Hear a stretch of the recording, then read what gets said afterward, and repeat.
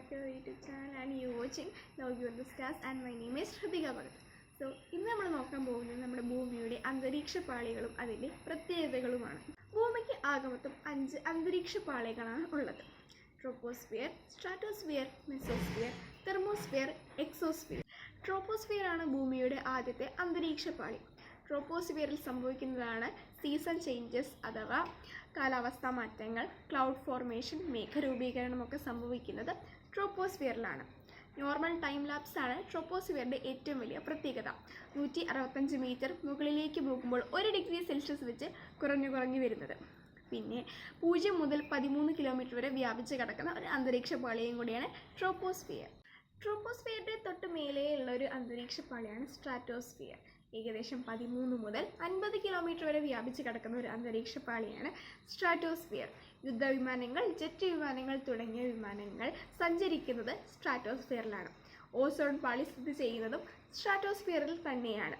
സൂര്യനിൽ നിന്ന് വരുന്ന സോളാർ റേഡിയേഷൻസ്, പിന്നെ അൾട്രാ വയലറ്റ് രശ്മികൾ, എക്സ്റേസ് തുടങ്ങിയ നമ്മുടെ ഭൂമിക്ക് ഹാനികരമായിട്ടുള്ള ഓരോരോ വെളിച്ചങ്ങൾ നമ്മുടെ ഭൂമിയിൽ എത്താതെ സംരക്ഷിക്കുന്ന ഒരു പാളിയാണ് ഓസോൺ പാളി. സ്ട്രാറ്റോസ്ഫിയറിൽ നാക്രിസ് മേഘങ്ങൾ എന്നുള്ള മേഘങ്ങളുണ്ട്. സ്ട്രാറ്റോസ്ഫിയറിൻ്റെ തൊട്ട് മേലെയുള്ള ഒരു അന്തരീക്ഷ പാളിയാണ് മെസോസ്ഫിയർ. ഏകദേശം 50 മുതൽ 80 കിലോമീറ്റർ വരെ വ്യാപിച്ച് കിടക്കുന്ന ഒരു അന്തരീക്ഷ പാളിയാണ് മെസോസ്ഫിയർ. മെസോസ്ഫിയറാണ് നമ്മളുടെ അന്തരീക്ഷ പാളിയിൽ വെച്ച് ഏറ്റവും ടെമ്പറേച്ചർ കുറവുള്ള ഒരു അന്തരീക്ഷ പാളി. -100 ഡിഗ്രി സെൽഷ്യസ് വരെ അവിടെ പോവാം. പിന്നെ നമ്മളുടെ സ്പേസിൽ നിന്ന് വരുന്ന മെറ്ററോയിഡ്സ് കത്തിച്ചാരമാകുന്ന ഒരു അന്തരീക്ഷ പാളിയും കൂടിയാണ് മെസോസ്ഫിയർ. മെസോസ്ഫിയറിൻ്റെ തൊട്ട് മേലെയുള്ള ഒരു അന്തരീക്ഷ പാളിയാണ് തെർമോസ്ഫിയർ. തെർമോസ്ഫിയർ ഏകദേശം 80 മുതൽ 400 കിലോമീറ്റർ വരെ വ്യാപിച്ച് കിടക്കുന്ന ഒരു അന്തരീക്ഷ പാളിയാണ് തെർമോസ്ഫിയർ. നമ്മളുടെ അന്തരീക്ഷ പാളിയിൽ വെച്ച് ഏറ്റവും ടെമ്പറേച്ചർ കൂടുതലുള്ള ഒരു അന്തരീക്ഷ പാളിയാണ് തെർമോസ്ഫിയർ.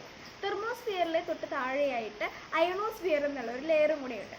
ഈ അയണോസ്ഫിയർ ആണ് നമ്മളുടെ സൺ റേഡിയേഷൻസ്, നമ്മുടെ അൾട്രാ വയലറ്റ് രശ്മികൾ, എക്സ്റേസ് ഒക്കെ പ്രൊഡ്യൂസ് ചെയ്യുന്നത്. ഇതൊക്കെ തടയുന്നതോ ഓസോൺ പാളിയും. പിന്നെ നമ്മളുടെ തെർമോസ്ഫിയറിൽ ഒരു കാർബൺ ലൈൻ എന്നുള്ളൊരു ലൈനും കൂടെ ഉണ്ട് കേട്ടോ. നമ്മുടെ ഭൂമിയുടെ അവസാനത്തെ അന്തരീക്ഷ പാളിയാണ് എക്സോസ്ഫിയർ. തെർമോസ്ഫിയറിൻ്റെ തൊട്ട് മേലെയുള്ളൊരു ലെയറാണ് എക്സോസ്ഫിയർ എന്ന് പറയുന്നത്. എക്സോസ്ഫിയർ 400 കിലോമീറ്റർ മുതൽ 10,000 കിലോമീറ്റർ വരെ വ്യാപിച്ച് കിടക്കുന്ന ഒരു അന്തരീക്ഷ പാളിയും കൂടെയാണ്. ഇവിടെയാണ് നമ്മുടെ സൂര്യൻ, നക്ഷത്രങ്ങൾ, പ്ലാനറ്റ്സ്, മെട്രോയിഡ്സ് ഇത് തുടങ്ങിയ ഒരു യൂണിവേഴ്സിനെ മുഴുവൻ കാണപ്പെടുന്നത് നമ്മുടെ എക്സോസ്ഫിയറിലാണ്. ചുരുക്കം പറയാന്നുണ്ടെങ്കിൽ നമ്മൾ ഭൂമിയെ പ്രൊട്ടക്റ്റ് ചെയ്യുന്ന ഒരാളും കൂടെയാണ് നമ്മുടെ അറ്റ്മോസ്ഫിയർ.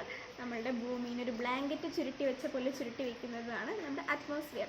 നമ്മളുടെ ഭൂമിക്ക് ഹാനികരമായിട്ടുള്ള സംഭവങ്ങളൊക്കെ അതിൽ നിന്ന് പ്രൊട്ടക്റ്റ് ചെയ്യുന്നൊരു സംഭവമാണ് നമ്മുടെ ഈ അറ്റ്മോസ്ഫിയർ എന്ന് പറയുന്നത്. നമുക്ക് ഇനി അടുത്ത വീഡിയോ ആയിട്ട് കാണാം. അതുവരെയും ബൈ.